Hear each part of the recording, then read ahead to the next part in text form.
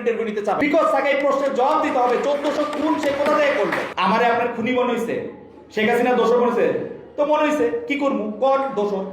এই একটাই বলি হইছে তো, আপনি এর আগে আরো দুইটা প্রশ্ন করছেন, এখন একটাই বলি। প্রথম কথা হচ্ছে আমি আপনারে বলি, আমি গতকাল বলছি যে যদি মানে জার্নালিজমের এথিক্সের জায়গায় জার্নালিজম সবসময় যে জিনিসটারে সবচেয়ে মাথায় রাখে সেটা হচ্ছে পাবলিক ইন্টারেস্ট। এখন পাবলিক ইন্টারেস্ট কি জানিয়া জনগণের আগ্রহ আছে। এখন জনগণের আগ্রহের ক্ষেত্রে এইটার আরেকটা স্কুল আরেকটা কথা বলতেছে যে সাবেক প্রধানমন্ত্রী উনি যেহেতু নারী হত্যা শিশু হত্যা নারী হত্যা মানুষ হত্যা এগুলি অনেক কিছুর সাথে জড়িত ছিলেন, এইটা কি তাকে নর্মালাইজেশন করবে কিনা। আমি আপনারা বলি 5 লক্ষ ইন্টারভিউ শেখ হাসিনার ইয়াকে নর্মালাইজ করতে পারবে না।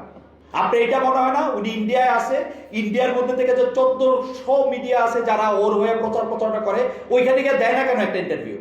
ওর ইন্টারভিউ দেওয়ার বুক আছে? ওরে ইন্টারভিউ দেওয়া মানে ওকে নর্মালাইজ করা, এই বুঝছেন আপনারা? এইটা এথিক্সের মধ্যে আটকাবে?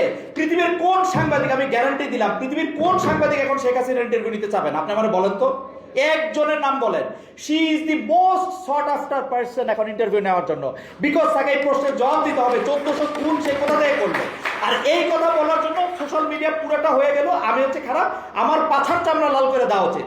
This is your understanding? না না, এভরিওয়ান সাংবাদিক রাষ্ট্র আমাকে জ্ঞান দিতে যে এটা সাংবাদিকতার এথিক্সে পড়ছে কিনা। আমি 100 বার বলবো যে শেখ হাসিনার ইন্টারভিউ এখন কোন সাংবাদিক এই পৃথিবীতে নিতে চাবেন? আপনি আমার বলেন।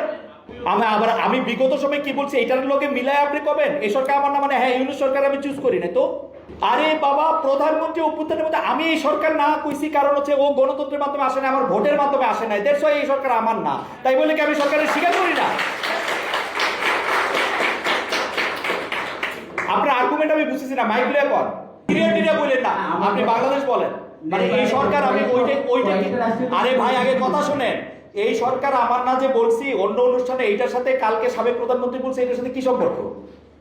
আজকে না ওই যে ঢাকা বিশ্ববিদ্যালয়ের সাবেক প্রধানমন্ত্রী বলছি, মানে এটা কি বললেন একটু বুঝায় বলেন। আপনি যখন ওনাকে সাবেক প্রধানমন্ত্রী বলছেন, এখানে লেজিটিমেট ওনার যে আবার ওনাকে ফ্যাসিস্টও বলছেন না, তখন বিষয়টা হচ্ছে যে দাঁড়ান আমি কথায় দাঁড়ান। আচ্ছা উনি সাবেক প্রধানমন্ত্রী না হলে এখন বাংলাদেশের রাষ্ট্রপতি কে? বাংলাদেশের এখন চুপ কার দ্বারা অ্যাপয়েন্টেড? বাংলাদেশের রাষ্ট্রপতি কার দ্বারা অ্যাপয়েন্টেড? ওনার দ্বারা অ্যাপয়েন্টেড। সাবেক প্রধানমন্ত্রী উনি না হলে এটা কেমনে